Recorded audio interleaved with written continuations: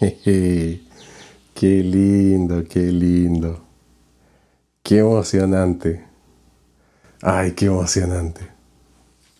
Estoy tan emocionado de este paso que Mari Carmen dio, de que a pesar de que podía haber oposición o diferentes circunstancias, aún así se la jugó.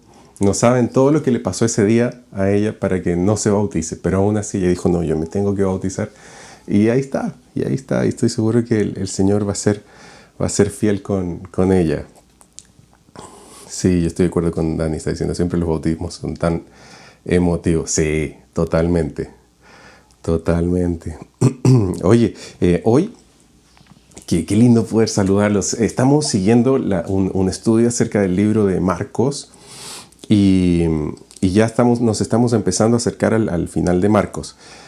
Así que hoy vamos a hablar de propósito y estrategia. Y la verdad es que cuando uno habla de propósito y estrategia, nunca hay mejor forma de pensar en eso. Hay tantos cursos, tantos talleres, tantos espacios, de trabajo en equipo, de lo que sea, pero la verdad es que no hay mejor forma de pensar acerca de propósito y estrategia que mirar la vida de Jesús. Y acá vamos a estudiar un momento en que fue tan importante. Ustedes saben que a veces uno lee un evangelio, lee otro, y a veces en uno sale una historia y en otro otra, y en otro otra, y a veces hay algunas que coinciden en 2 o en 3. Bueno, esto que vamos a leer ahora coincide en los 4 evangelios. Así de importante fue este momento. Y Jesús estaba, un poquito para entender el contexto, Jesús estaba llegando al fin de su ministerio cuando hizo el último de sus viajes a Jerusalén. Era la ciudad que según la tradición y la costumbre de los judíos, todos los hombres tenían que viajar al menos una vez al año a las fiestas, y esta era una de las fiestas más importantes, esta fiesta judía, como un feriado que era bien largo, que era la fiesta de la Pascua.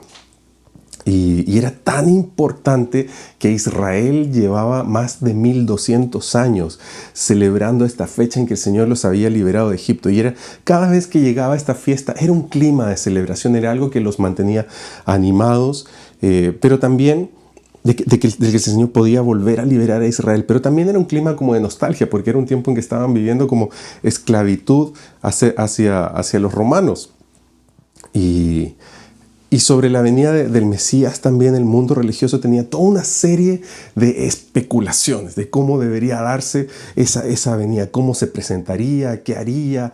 Los religiosos como que habían más o menos pensado en los reyes de la antigüedad, en los libertadores que el Señor había mandado en la antigüedad, en los jueces que Dios había mandado en la antigüedad, y pensaban que quien sea que venga era alguien que definitivamente iba a derrotar a los romanos, iba a ser algún tipo de líder prominente, guerrero, como David que derrotó a Saúl, como David que mató a Goliat, como algo así, que libre a Israel de la esclavitud, de la opresión, de la tortura, del abuso que estaba viviendo todo Israel por manos de los romanos. Pensaban que el Mesías desafiaría al César y lo vencería quizás con señales, con plagas, como pasó con Moisés, que caería fuego del cielo como sucedió con Elías, así como Dios también había hecho con Moisés en Egipto.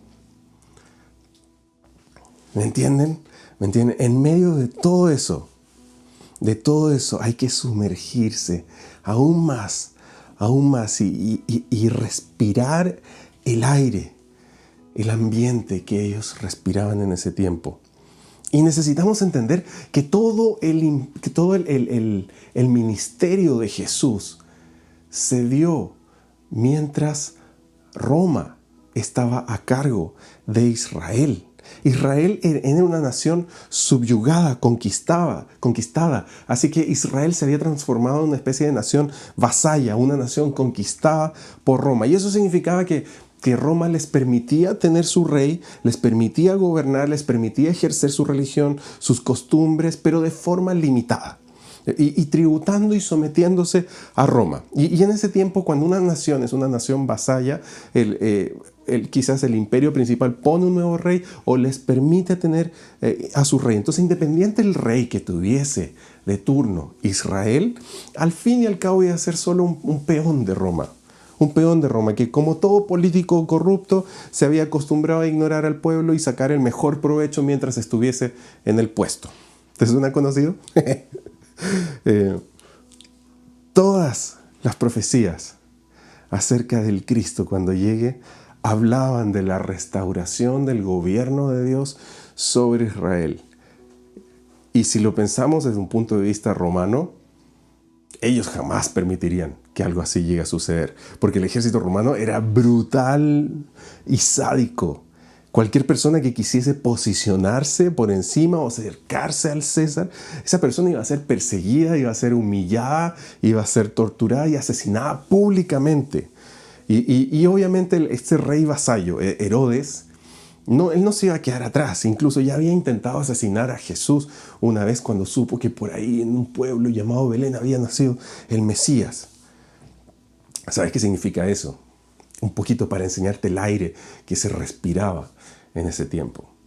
Significa que los discípulos de Jesús andaban con un constante sentimiento de alerta, de que algo podía pasar.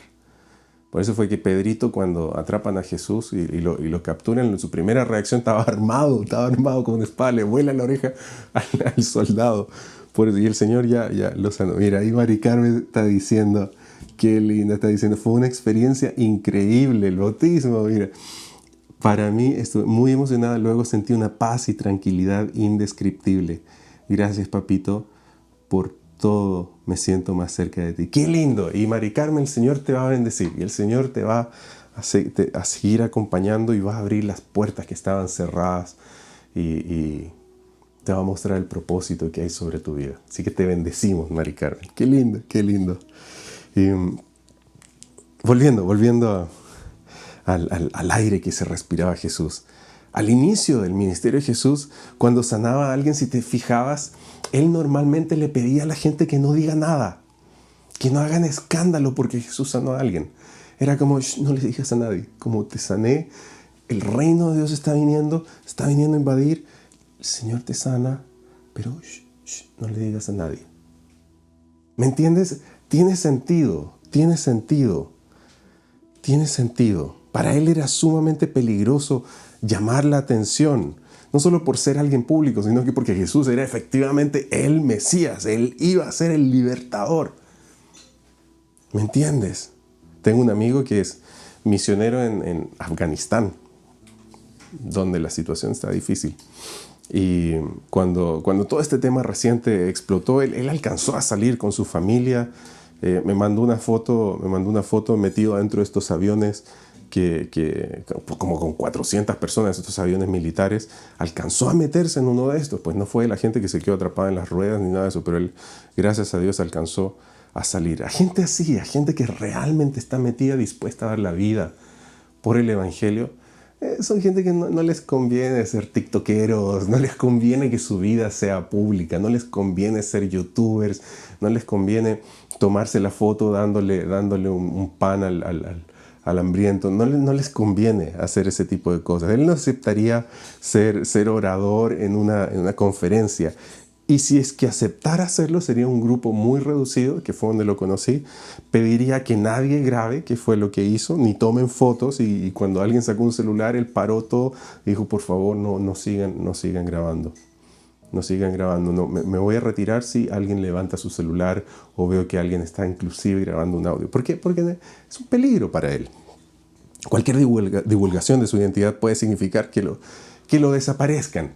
Y Jesús era consciente y aún así perseveró. Y sus discípulos sabían el precio que estaban pagando por pertenecer, por ser discípulos, por ser de Cristo, por ser parte del ministerio de Jesús.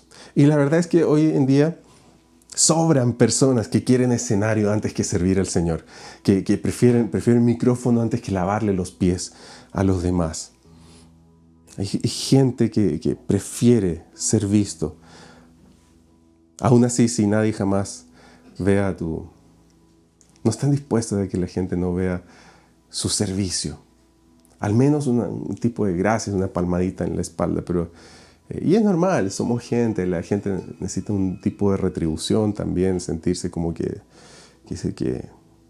pero lo más importante es que el Señor lo vea, que no nos vaya a pasar que el apóstol Pablo tenga que decirnos algo como lo que sale en Filipenses 2, del versículo 3 al 8, que dice, no hagan nada por egoísmo o vanidad.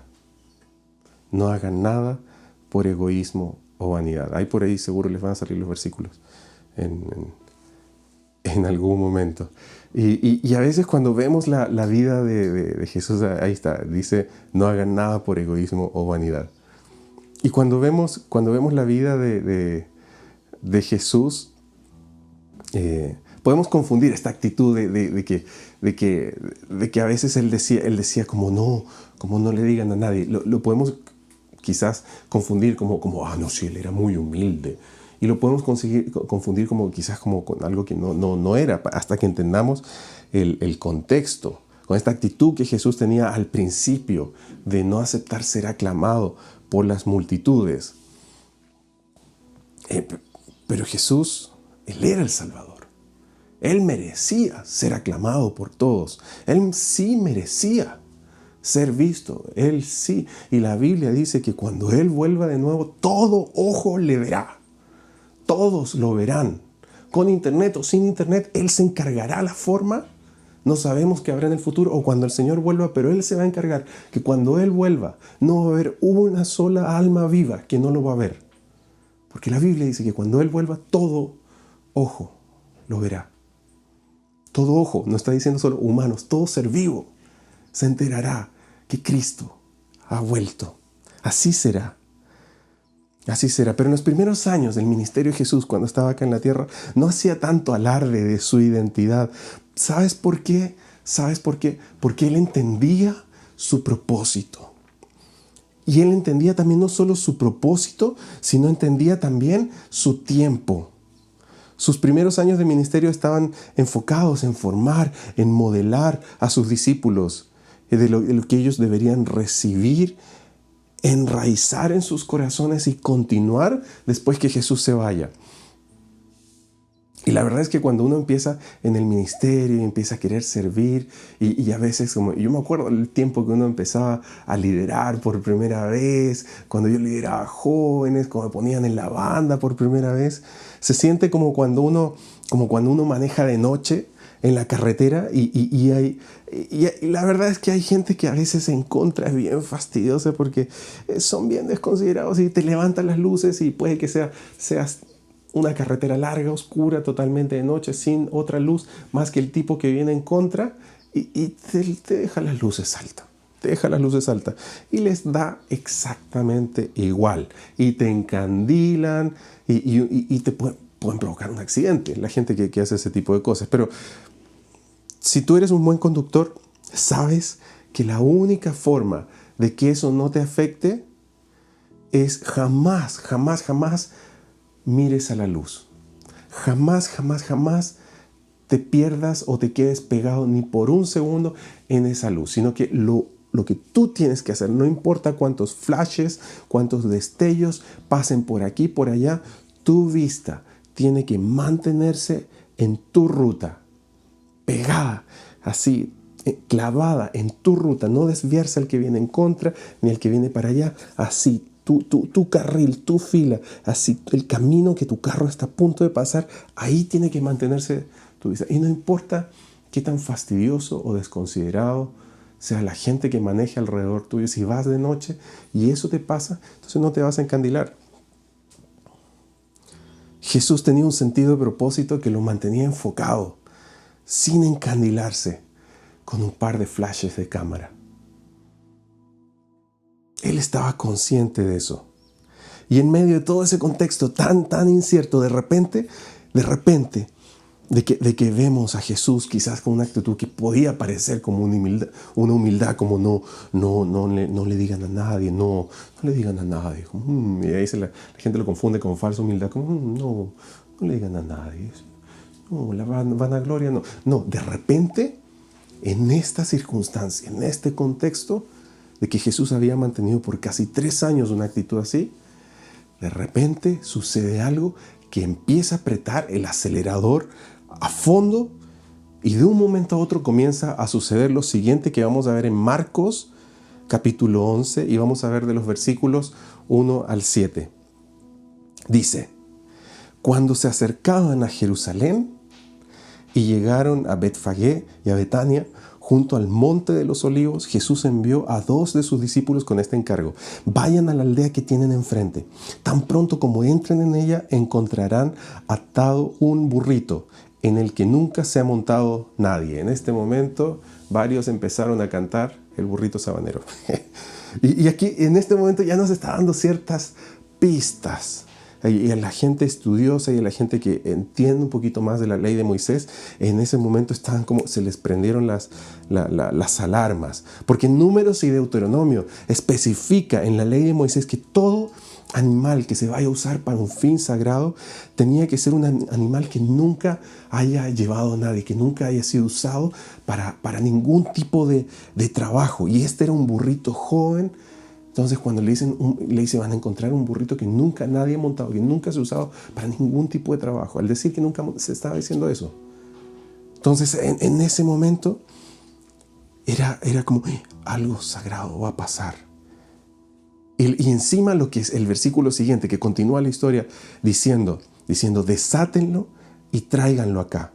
Y si alguien les dice ¿por qué hacen esto? Díganle: el Señor lo necesita y enseguida lo devolverá. Y obviamente para los discípulos que habían estado 3 años con Jesús, habían estado profundizando acerca de las Escrituras, habían estado escuchando todas las revelaciones que Jesús tenía acerca del reino de los cielos, conociendo de forma íntima a nuestro Señor.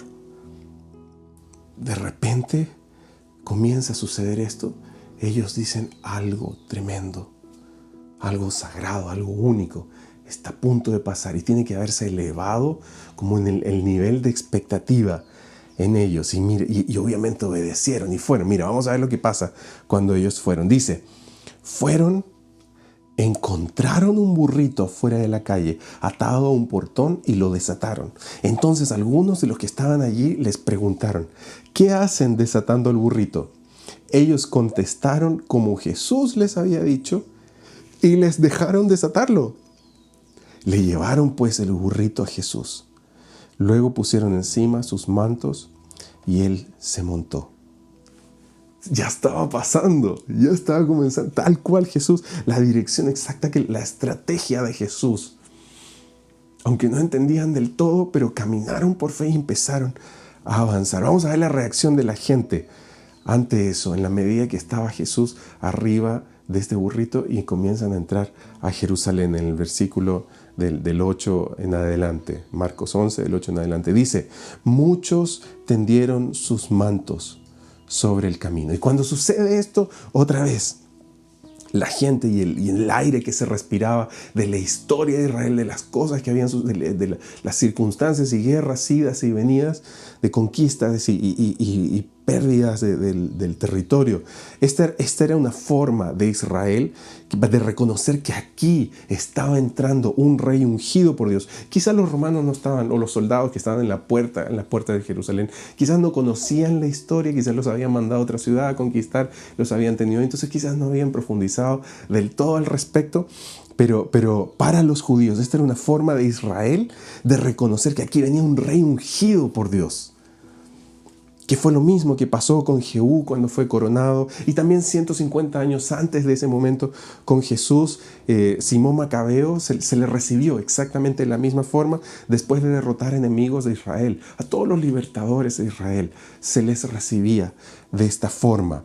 Como dice, y mira, justo de esta forma como dice en el versículo siguiente. Dice: otros usaron ramas que habían cortado en los campos.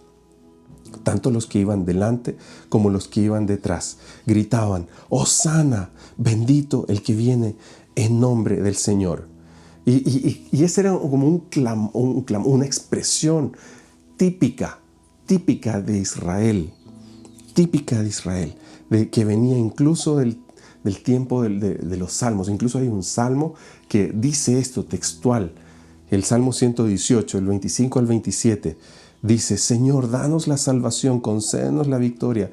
Bendito el que viene en nombre del Señor. Desde la casa del Señor los bendecimos. El Señor es Dios y nos ilumina. Únanse a la procesión portando ramas en la mano hasta los cuernos del altar. O sea, la gente, cuando entraba un libertador, la gente lo seguía hasta el momento en que iba al templo a hacer el sacrificio. Y también los judíos, al recordar que venía la promesa del Mesías, se referían al que viene. El que viene era una forma que quizás los romanos no supieron distinguir, en ese momento no supieron identificar, pero cada vez que se aclamaba y se decía de el que viene, se estaba refiriendo al Mesías, se estaban refiriendo al Cristo. Y delante, en la pura cara de los romanos, estaban reconociendo al Mesías y ellos ni se estaban dando cuenta. Jesús estaba acelerando el paso. ¿Qué pasó? Estaba acelerando la velocidad, el ser expuesto públicamente. ¿Qué pasó? Él sabía su propósito, conocía su tiempo, Ellos gritaban: Hosana, Hosana. Hosana, que es una composición de expresiones que significa liberar, socorrer. Y te rogamos, Señor, te rogamos que nos liberes, que nos socorras. Una exclamación de adoración y petición diciendo: solo tú, Señor, nos puedes librar de esto. Y mira, no solo se quedan ahí, sino que continúan diciendo: bendito el reino venidero de nuestro Padre David, hosana en las alturas. Y la gente ya lo identificaba con el Mesías, quizás los romanos no del todo, pero la gente, el pueblo, ya lo identificaba como Mesías y decía: sí, nosotros creemos que tú vienes del linaje de David, como está profetizado que el Mesías volverá y vendrá de la descendencia de David. Por lo tanto, según las profecías, Cristo era merecedor del trono. Ellos querían ver la llegada de este nuevo, de este Mesías, de este libertador. Querían ver la cara del César, a ver que aquí se le viene, se le va a enfrentar y probablemente te va a hacer caer fuego del cielo y te va a quemar tu palacio, César. Así, ese era como el ambiente, la celebración que se estaba como provocando. Y en el caso de Jesús, para el momento de la entrada triunfal a Jerusalén, Él había hecho tantas obras sobrenaturales y se había ganado una reputación tan impresionante que cuando llega este momento que Jesús entiende que era su tiempo, se había ganado una reputación tan impresionante que el momento en que empieza a entrar, ya no tenía sentido decirle a la gente: shh, shh, shh. No, era imposible. Todos estallaban en gritos de alegría, porque para el pueblo era evidente que el Mesías había llegado. ¿Qué cambió? ¿Qué cambió en ese momento? Ya a partir de este momento ya no había ningún sentido que la gente guarde silencio. Era el momento de ir a enfrentar su propósito mayor por el que vino, que era traer el reino de Dios. Y en este tiempo, en este momento particular de la vida de Jesús, era purificar el templo, era entregar su vida, era vencer la muerte y era resucitar. ¿Qué cambió? ¿Qué cambió? ¿Hubo algún cambio? No, no cambió nada. Jesús sabía su propósito. Significa que Él entendía los tiempos. Y en este caso, significaba que su tiempo había llegado. Los religiosos, ellos ya estaban nerviosos porque no querían aceptar lo que veían. Estaban fastidiados de ver como esto es el Mesías, este tipo de Belén, este tipo de Nazaret. ¿El nazareno? Qué bueno puede salir de ahí, como dijo Natanael en algún momento. Los religiosos son esta gente que sabe de Dios, pero no quiere profundizar. Esta gente que sabe que tiene que orar, pero es como que prefiere no hacerlo, mantenerse a la raya, que no quiere. Y son los que tratan incluso de impedir que el resto avance. ¿Y sabes por qué al religioso cuando ve que alguien está avanzando espiritualmente más que uno, trata de mantener las circunstancias dentro de su control y no le permite seguir avanzando. Si la espiritualidad del religioso es baja, se asegura que nadie más crezca espiritualmente y se cree muy, muy espiritual, al punto que si alguien quiere avanzar más, hace lo que sea por encontrarle algo para condenarlo y bajarle y someter a los demás, esos viles pecadores. Y el religioso busca enseñorearse sobre la gente. Pero aquí Jesús tenía a los romanos que lo buscaban, que no iban a permitir que él llegue a algún momento a desafiar al César, que eso era lo que pensaban, al emperador, que haría el Mesías. Herodes temía, los religiosos temían porque Jesús estaba desarmándoles toda su tradición, toda su estructura corrupta. ¿Cómo lo logró entonces Jesús? Él tenía una estrategia. Su propósito venía acompañado con una estrategia. Y para cumplir el propósito de Dios sobre nuestras vidas, tú y yo necesitamos una estrategia, no que nosotros la hayamos escrito. Necesitamos una estrategia guiada, inspirada por el Espíritu Santo. En este caso, Jesús, en ese momento de la entrada triunfal, Él fue más inteligente. Él sabía, fíjate en esto, Él sabía que si Él hubiese andado ventilando su vida sobrenatural por las redes sociales, llamaría aún más la atención y las autoridades hubiesen estado más pendientes de Él. Aún el enemigo hubiese estado más consciente de los planes de Jesús y se le hubiese tratado de anticipar. Como el diablo vislumbró más o menos lo que haría Jesús y trató de tentarlo ahí antes de que Jesús se entregue, de que no lo haga. Y por eso Jesús oraba: Señor, que se haga tu voluntad, no la mía. Sí, puede ser que pase a mí esta copa, pero si no, se haga tu voluntad. Jesús seguía venciendo y el enemigo no estaba totalmente consciente de los planes, porque si no se hubiese anticipado y hubiese tratado de impedir que Jesús haga lo que Él hizo.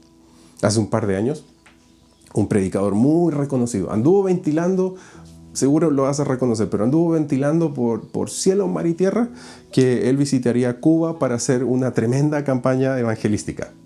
Lo ventiló hasta no dar más, Lo ventiló tanto que asustó a las autoridades y finalmente, ¿qué pasó?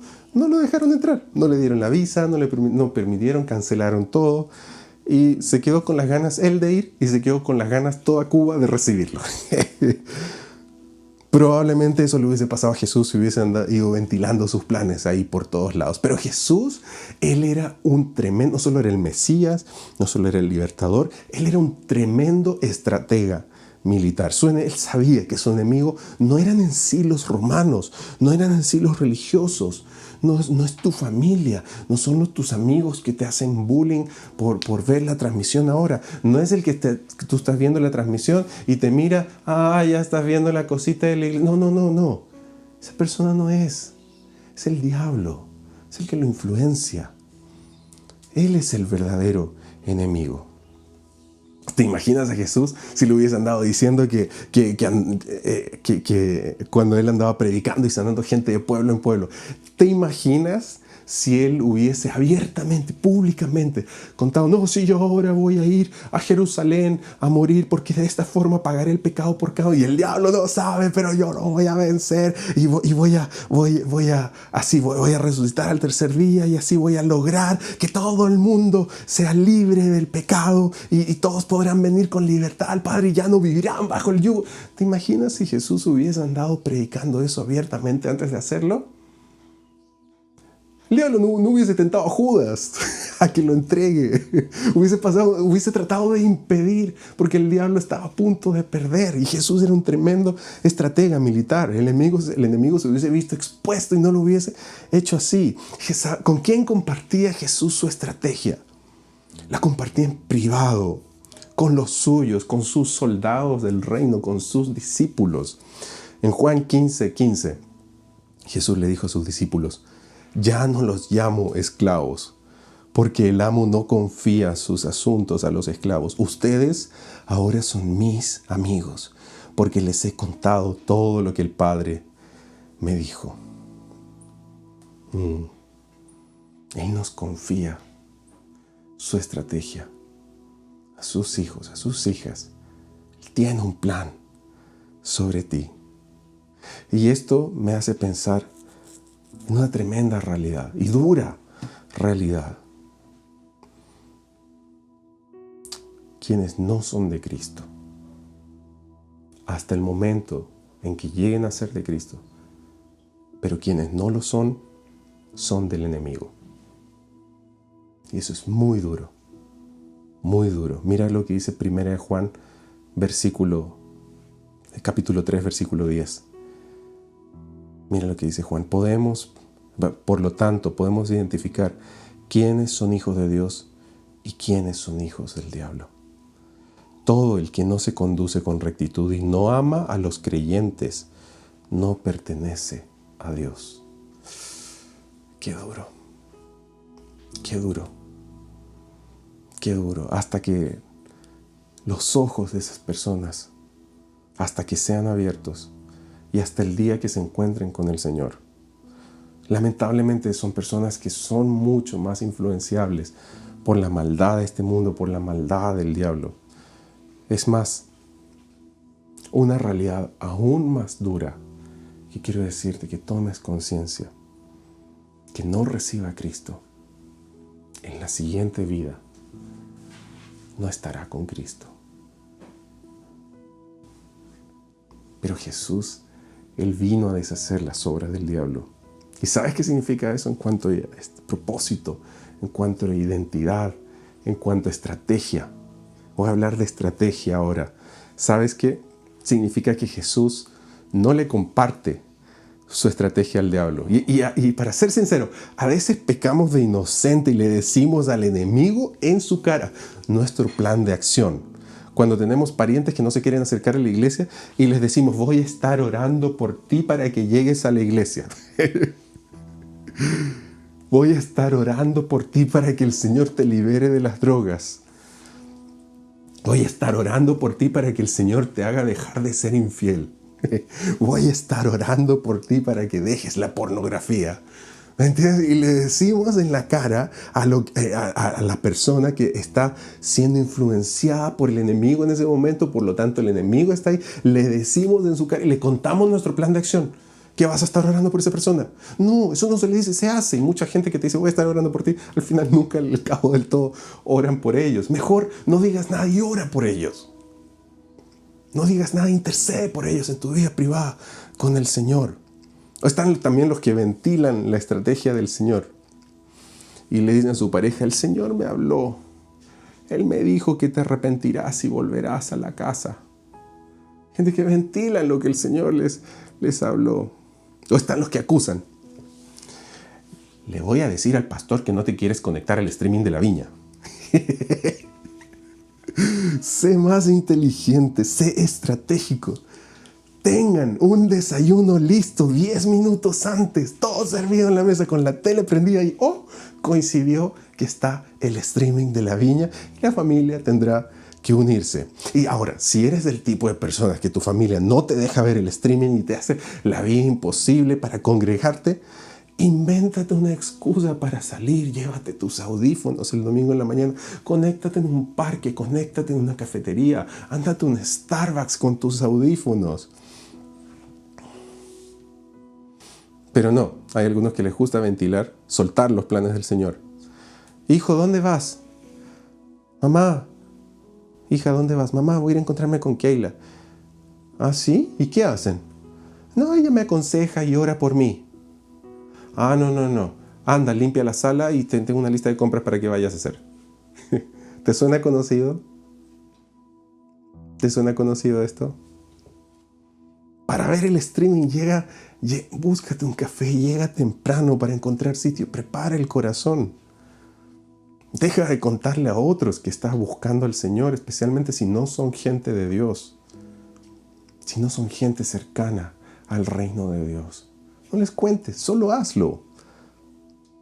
Te tomaste un selfie y posteaste aquí viendo la transmisión de la viña y se la envías a todos tus amigos no cristianos o toda tu familia que está en contra de que... No, pues estás ventilando la estrategia del Señor al enemigo. Y a veces eso hace que se levante toda una serie de circunstancias. ¿Y por qué cada vez que quiero buscar al Señor todo me sale mal? Porque estás ventilando la estrategia del Señor. Si eres del tipo de persona que lee la Biblia delante de tu familia y porque haces eso, te critican por leer la Biblia, no la leas delante de ellos. Espera que se duerman, levántate más temprano. No te expongas a ser el blanco de desánimo. Eso es lo que quiere el diablo, desanimarte, desalentarte, agotar tus fuerzas, tu disposición de buscar al Señor. Tu guerra no es contra tu familia, no es contra tus amigos que impiden que te conectes a la viña, que te buscan, que te invitan. Justo el domingo te invitaron, cumpleaños familiar. Y te lo pusieron de sabor, y lo pusieron de sabor, y no fue un almuerzo, fue un desayunazo tremendo para que no te conectes. Tu guerra no es contra ellos. Tu guerra es contra lo que los influencia. Efesios, capítulo 6, versículos 11 y 12. Dice, pónganse toda la armadura de Dios para poder mantenerse firmes contra todas las estrategias del diablo. Pues no luchamos contra enemigos de carne y hueso, sino contra gobernadores, malignos y autoridades del mundo invisible, contra fuerzas poderosas de este mundo tenebroso, contra espíritus malignos de los lugares celestiales. Esa es la realidad. Esa es la circunstancia. Si tú sientes que las circunstancias no se están dando para que tú te congregues, para que tú busques al Señor, para que tú ayunes, para que tú participes en el servidazgo, para que tú te conectes y puedas ayudar a la gente, acompañar a otros. Si las circunstancias no se están dando, sé inteligente, sé estratégico, sé estratégica. ¿No estás cansado, no estás cansada que el diablo se siga metiendo y desarmando los planes que tienes con el Señor? ¿No te cansas de eso? Deja de contárselos. Deja de ventilarlos. Actúa en oración. Camina en fe. Lo que necesitas entender es que Dios tiene un plan y una estrategia para liberarte de la obra del enemigo. Y ese plan incluye, también va de la mano con hacer que se cumpla el propósito de Dios sobre tu vida. Pero ¿sabes qué? A veces nos metemos a tratar de descubrir cosas y visiones por aquí, que es lindo, qué bonito, y ver ángeles. Pero a veces la mejor guerra espiritual que puedes hacer es hacer exactamente, comportarte exactamente y hacer exactamente lo contrario a lo que el diablo quiere que hagas. A veces esa puede ser la mejor guerra espiritual que puedes ejercer en tu vida. Y si somos fieles, vamos a ver igual que en la vida de Jesús. Vamos a ver que el Padre fue fiel con él. Así que camina por fe. Sé fiel al Señor. Camina en santidad. Ora por tu familia. No ventiles la estrategia del Señor, pero mantente en privado orando por tu familia y vas a ver cómo Él te va a dar la estrategia para que ellos lleguen al corazón del Padre. Y no van a llegar antes de tiempo porque tú te desesperes y ventiles la estrategia del Señor. No. Ellos, así como Jesús era consciente del tiempo de cada uno y apretó el acelerador en el momento en que el Padre le indicó, no antes. Así el enemigo, al igual que Jesús, ni siquiera se dio cuenta y ni siquiera se va a dar cuenta en qué momento entraste y conquistaste. Así como Jesús, que a los romanos ni les dio tiempo para reaccionar cuando Jesús estaba entrando y pasando y logró cruzar los muros y las puertas de Jerusalén. Así el Señor va a ser contigo. Si eres fiel y sigues sus pasos, Él te dará la victoria en su tiempo. Te guiará y te hará cumplir el propósito. Te dará la estrategia. Si eres fiel al pie de la letra de la estrategia que el Señor te dé, Él te hará cumplir el propósito por el cual te llamó.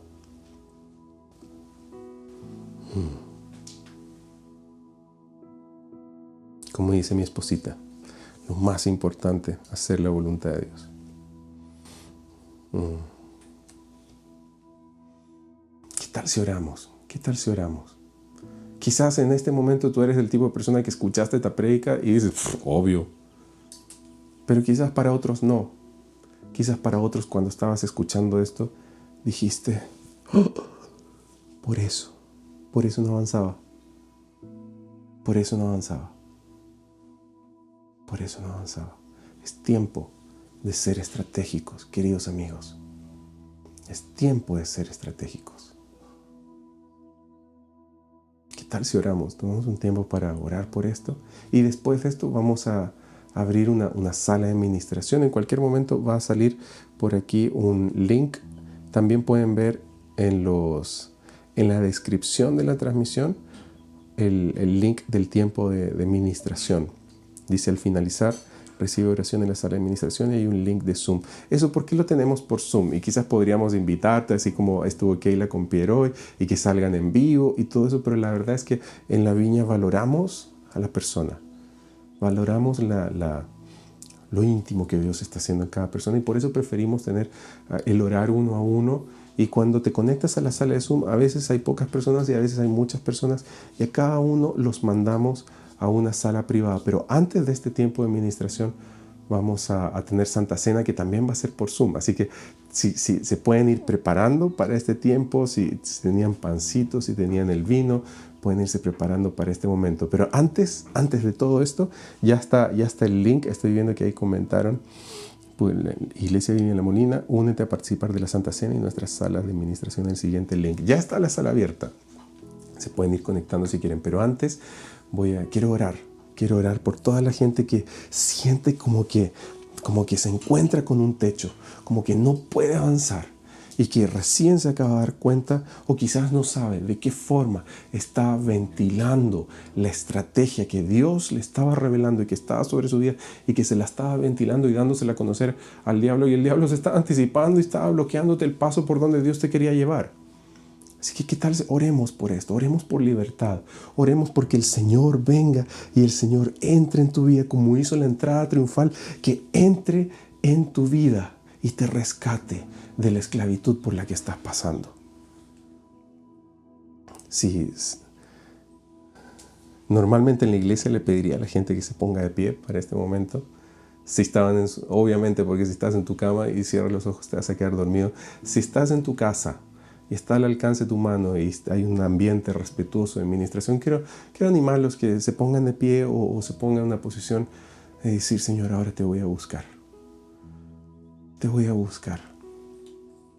Y digamos todos juntos, querida iglesia: Espíritu Santo, ven. Espíritu Santo, ven. Pedimos tu presencia sobre nuestras vidas. Pedimos tu presencia, Señor. Ven sobre nosotros. Ven sobre nosotros.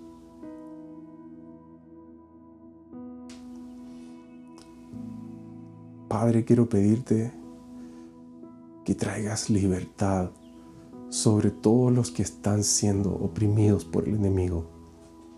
Por toda la gente de la iglesia que en este momento se siente oprimida por el enemigo, que no sabe qué más hacer para avanzar en su vida espiritual. Por toda la gente que se siente bloqueada y que las circunstancias están constantemente buscando bloquearle que avancen contigo. En el nombre de Jesús, ahora ven, Señor, como entraste en la entrada triunfal en Jerusalén. Ven a nuestras vidas, Señor, y te recibimos con todo, Señor. Así como Jerusalén te recibió, Hosana, sálvanos, Señor. Libéranos, Señor. Rompe las cadenas que el enemigo tenía sobre nosotros y que estaba queriendo impedir de que se cumpla tu propósito sobre nuestras vidas. Ahora, en el nombre de Jesús, rompe esas cadenas. Entra como libertador que eres tú, Señor. Entra, Señor, con todo a nuestras vidas. y trae libertad. Desata tu reino sobre nuestras vidas, Señor.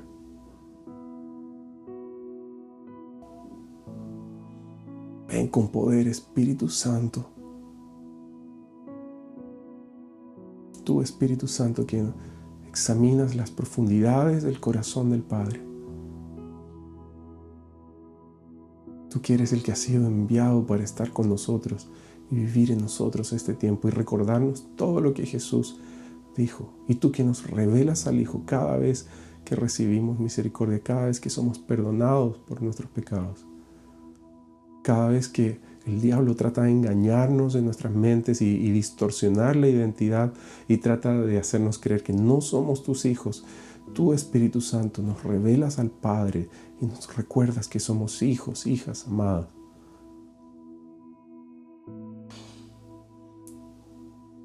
Ven sobre nosotros, tú, Espíritu Santo, que te revelas a ti mismo y nos guías. Y nos guías, Señor. Ven ahora sobre la viña. Ven sobre tu iglesia. Padre, y danos la estrategia para vencer. Danos la estrategia, Señor. Y danos la astucia para saber actuar bien frente a esa estrategia y no andarla ventilando al enemigo o a la gente influenciada por el enemigo.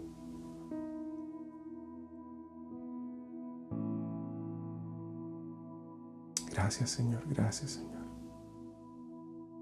Gracias, Padre. Padre, oro por la gente que en algún momento se sintió que hubo destellos en su vida que los encandilaron. Padre, ayúdales a encontrar la ruta otra vez, el camino otra vez, sin que se encandilen con todo esto, Señor. Gracias, Dios.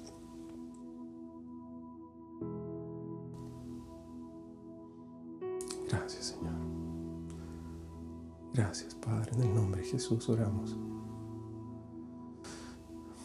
Gracias, Señor. Amén. Amén. Amén. Amén. Si alguna de las cosas que hemos estado haciendo tiene sentido para ti, quiero que ahora vamos a tener Santa Cena por Zoom. Vamos a ir cerrando la transmisión. Pero me encantaría que te puedas conectar. Si es la primera vez que te estás conectando y estás diciendo, yo necesito a Dios, me siento atrapado, siento que necesito que Él venga, que me responda, que me muestre por qué están pasando estas circunstancias sobre mi vida. Quiero entender qué hago con todo esto. Si te estás conectando por primera vez o quizás hace tiempo que no te conectabas y lo estás haciendo, conéctate al Zoom. Tengamos Santa Cena juntos. Recordemos a Jesús y luego vamos a tener un tiempo de ministración. Así que ya está ahí en el link. Ya está el tiempo de ministración. Si crees también que esta enseñanza es para alguien en particular que no se conectó el día de hoy creo que andaban un poquito flojitos. Así que si crees que esta enseñanza es para alguien en particular, mándasela y dile, tú tienes que ver esto. Tú tienes que ver esto. Así que vamos a cerrar ahora y vamos a ir al Zoom que ya está abierto con la Santa Cena. Así que Dios los bendiga. Aquí ya tenemos nosotros nuestra Santa Cena ya preparadita. Uy, qué rico. Este es el pan que trae Jaime, mira. Así que nos vemos ahí en el Zoom. Me encantaría después de la Santa Cena que por favor nos podamos quedar un tiempo de ministración, porque necesitamos profundizar en la estrategia que el Señor tiene y así no solo avanzar sobre tu vida, sino juntos como iglesia. Así que Dios los bendiga. Ahí nos vemos en el Zoom. Chao.